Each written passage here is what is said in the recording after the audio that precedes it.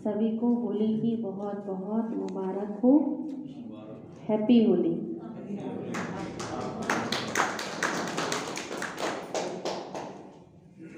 तो आज बाबा ने हमको होली और दुरिया, जिसको बाबा ने नाम दिया मन मना भव मध्याजी भव, रूप और बसंत, सुना आपने सबने, है ना। होली मनाना किसको कहते हैं? वास्तव में होली जलाना होता है। तो इसका बाबा ने हमको क्या अर्थ समझाया ज्ञान में। होली 2 दिन होती है। एक दिन सारे लकड़ियाँ सरकंडे सब इकट्ठे करके चौक पर रख करके, है ना, और उसकी माताएं पूजा करती हैं, अपने देवताओं का आवाहन करती हैं, और फिर उसको शाम के समय सब मिलकर के उसके आसपास खड़े होकर के जला देते हैं। तो ये होली जलाने की प्रथा क्यों शुरू हुई? तो भक्ति मार्ग में हम सब ने कहानी सुनी हुई है प्रहलाद की। प्रहलाद और होलिका। होलिका उसकी बुआ थी, तो प्रहलाद को उसका पिता मरवाना चाहता था क्योंकि वो प्रभु भक्त था और उसको भगवान से नफरत थी। वो अपने आप को ही भगवान समझता था ना। कौन? हिरण्यकश्यप। सबने सुनी हुई है कहानी। उसकी बहन को वरदान था, उसके पास ऐसी चुन्नी थी कि वो ओढ़ करके बैठती थी तो वो जलती नहीं थी। तो उसने ऐसा ही रचा, उल्टा हो गया, होलिका जल गई और प्रहलाद बच गया। इसका आप भाव समझो, इसका भाव क्या है? प्रहलाद कौन है? वो आत्मा जो ईश्वर को समर्पित है।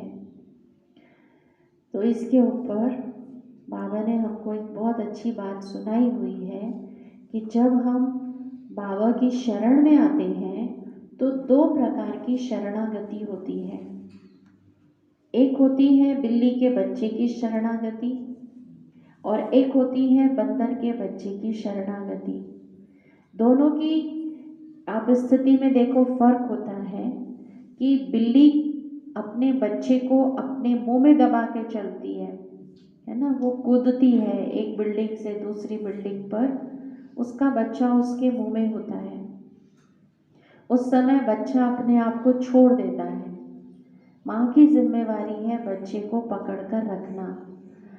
लेकिन जब बंदर के केस में आप देखेंगे तो बंदर का बच्चा अपनी माँ को पकड़कर रखता है।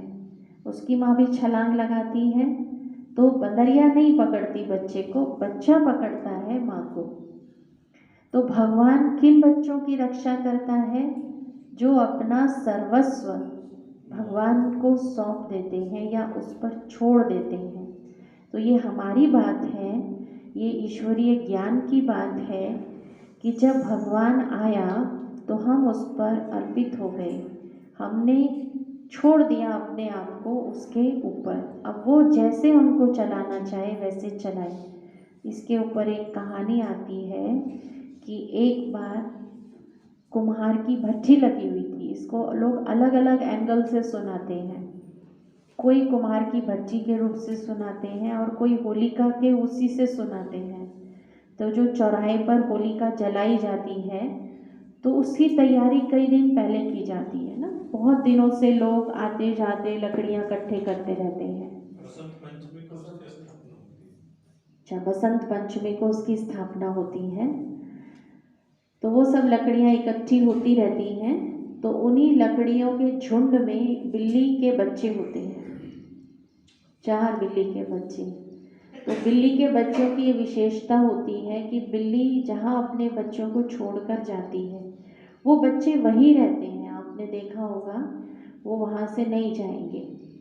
तो बिल्ली अपने बच्चों को उस जो होलिका जलने वाली है वहाँ छोड़ करके चली जाती है शिकार पर। लेकिन जब तक वो शाम को लौटती है तो होलिका जल रही होती है और बिल्ली चिल्ला रही होती है कि मेरे बच्चों का क्या होगा। तो सब लोग बहुत परेशान होते हैं कि अब तो बिल्ली के बच्चे बिल्कुल मर गए होंगे, जल गए होंगे। लेकिन जैसे ही वो हटाई जाती है होलिका, जलती हुई आग तो बिल्ली के बच्चे सुरक्षित होते हैं, पुंगरे बोलते हैं, है ना। तो कहते हैं ऐसी विनाश की आग में जो पुंगरे थे वो सुरक्षित रहे।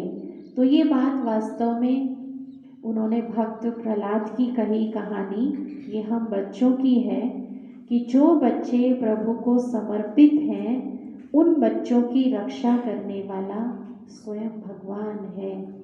इस बात का ये भाव है, तभी से लोग होली का दहन करते हैं।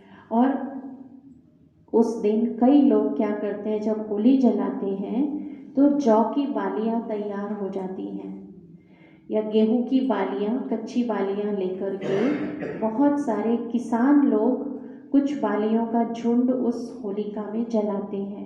तो इस बात का क्या भाव है, इसका अर्थ ये है, वो है बीज। जब हम बीज को जला देते हैं तो क्या वो फसल देगा? नहीं देगा। तो हम भी जब अपने अंदर, हमारे अंदर जो विकारों का बीज है उसको जला देंगे, उसकी आगे उन्नति नहीं होगी। हमने काम विकार का बीज जला दिया, क्रोध का बीज जला दिया, लोभ मोह अहंकार आलस्य भय के बीज हमने जला दिए, तो हमारा नवीनीकरण हो गया, शुद्धता आ गई।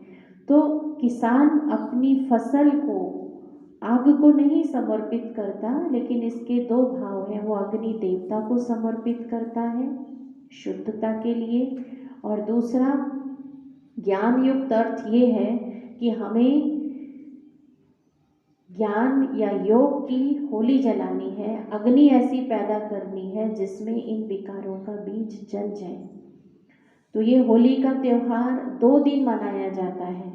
एक दिन जलाने का जो पवित्रता की निशानी है, अगर हमने जलाया नहीं तो हम मना भी नहीं सकते हैं।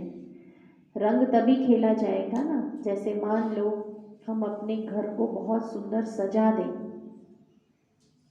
और हमने घर की सफाई तो की नहीं, तो कैसी स्थिति होगी? अच्छा नहीं लगेगा ना। सामान अस्त व्यस्त पड़ा हुआ है और घर हमने सजा दिया, डेकोरेशन कर दी, तो शोभा नहीं देगा। तो परमात्मा भी हमको ये बात सुनाते हैं कि पहले आप जलाओ, विकारों को जलाओ, अशुद्धियों को जलाओ। होली शब्द का अर्थ है पवित्रता, पवित्रता को धारण करो। तो जब हम पवित्रता को धारण करते हैं, अपने अंदर शुद्धि ले आते हैं, तब हमारे ऊपर ज्ञान का रंग चढ़ता है। जब तक हम जलाएंगे नहीं तब तक हम मना नहीं सकते हैं। तो योग अग्नि से अपने विकारों को जलाना ही सच्ची होली मनाना है। उसके बाद जो ईश्वरीय रंग है वो है ज्ञान मुरली। तो जो शिव बाबा रोज हमको ज्ञान सुनाते हैं, जो मुरली सुनाते हैं, उससे आत्मा को रंगना है। जैसे आज बाबा ने कहा ना, चोली रंगो। चोली माना आत्मा, चोला माना शरीर। ये शरीर है, शरीर को नहीं रंगना है, उन्होंने चोले को रंगना शुरू कर दिया। वास्तव में है चोली को रंगना। तो ये 2 बातें हमने सुनी। होली माना अपने विकारों को जलाना, अर्थात आत्मा को पवित्र बनाना, और दूसरा धुरिया माना आत्मा को ज्ञान के रंगों से, गुणों के रंगों से रंगना। तो आत्मा में कितने रंग हैं? उन लोगों के पास कितने रंग होंगे? 1 रंग, 2 रंग, 3 रंग। पर मेरी आत्मा को जब शिव बाबा रंगता है तो वो 7 रंगों से रंगी जाती है, 7 गुणों से सज जाती है ना। ये है इसका भाव। और शिव बाबा ने हमको जो मुरली सुनाई, उस मुरली में हमको बाबा ने कहा कि वास्तव में जो भगवान के बच्चे हैं वही होली मनाते हैं। तो होली के दिन सब लोग क्या करते हैं? एक दूसरे पर रंग डालते हैं, फिर मुख मीठा कराते हैं, फिर गले मिलते हैं। पुराने, क्यों यही त्योहार ऐसा है जिसमें पुराने सब वैर भाव भूल जाते हैं। तो होली शब्द के हमको शिव बाबा ने 3 अर्थ बताए हैं। होली शब्द का पहला अर्थ हमने सुना, योग चिता पर, ज्ञान चिता पर जब आत्मा बैठती है तो उसके विकार जल जाते हैं। तो होली शब्द का पहला अर्थ है पवित्रता। इंग्लिश में होली माना पवित्र। दूसरा होली शब्द का अर्थ है होली माना मैं भगवान की बन चुकी हूँ, अब मेरे ऊपर वो ईश्वरीय रंग चढ़ चुका है। व्यर्थ बातों का रंग मेरे ऊपर नहीं चढ़ सकता, कुसंग का रंग मेरे ऊपर नहीं चढ़ सकता। तो हम इस बात में अब पक्के रहें कि केवल मेरे ऊपर बाबा का रंग चढ़ा हुआ है। तो अपने आप से पूछो कि अगर बाबा कहे ये छोड़ दो, ये छोड़ दो, क्या उसका साथ में छोड़ सकती हूँ? छोड़ सकती हूँ?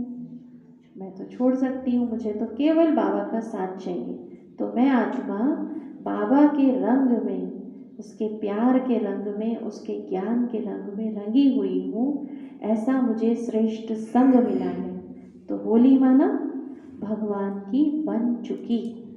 और तीसरा होली माना ड्रामा का ज्ञान हमको ये शिक्षा देता है कि जो बात बीत चुकी है उसको भूल जाओ। नहीं भूलेंगे तो वो, जैसे आप, हमारी वो स्थिति होती है, आपने अनुभव किया होगा, जूता पहना हुआ है, चप्पल पहनी हुई है, कभी कभी उसमें कील निकल आए, निकल आती है ना कील। अब आपको जाना है यहाँ से रामपुरी, आप ऐसा जूता पहन करके कितनी दूर तक जाओगे? जख्म कर देगा, पैर को घायल कर देगा ना, चलना भी मुश्किल हो जाएगा। तो ये ड्रामा का ज्ञान हमारे अंदर आत्मा को सुकून देता है, शांति देता है, अर्थात वो कील जो है वो निकल जाती है। इस ज्ञान मार्ग में चलना सरल हो जाता है। तो होली, होली पास्ट को भूल जाओ, बीती को बिसार दो, यह है होली का अर्थ। तो आज हम सच्ची होली मनाएंगे। शिव बाबा ने कहा है ये रंग लगाना तो कलयुगी मनुष्यों का काम है। हमारी आत्मा तो रंगी हुई है, ऐसी रंगी हुई है, वो रंग अविनाशी है ना। ओम शांति।